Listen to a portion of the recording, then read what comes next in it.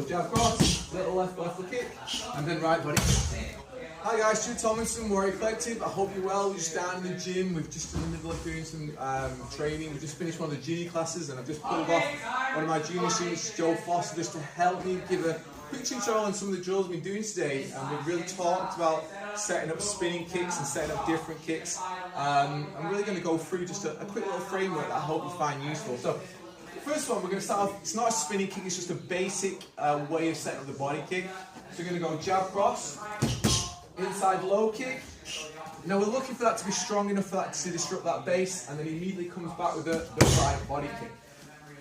Now again, we're looking to continuously attack that lead leg just to get a reaction and to disrupt their ability to come forward at us. Again, it needs to be strong enough, but it's also got to be obviously a quick kick. So he's going to have a little step out of his back leg as he drives, and he's not going to switch into it, he's just going to turn his hip over.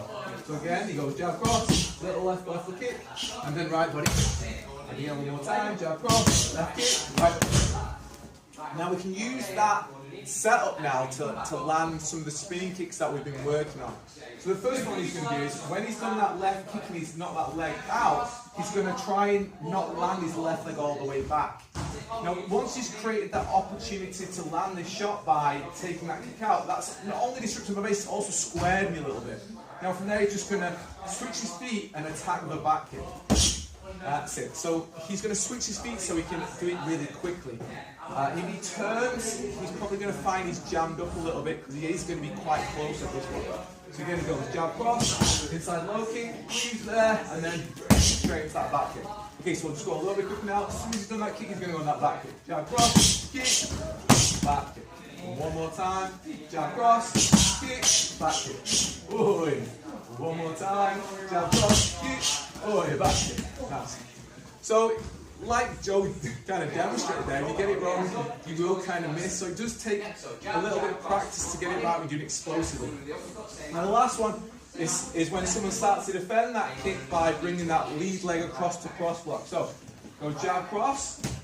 So I know that he's been throwing that low kick, so I'm getting really bothered by it, so I'm going to just take my shin across. So again, so go 1, 2, throws it, and block. So this time, he fakes that kick. So he goes jab cross, he fakes it, he lands across.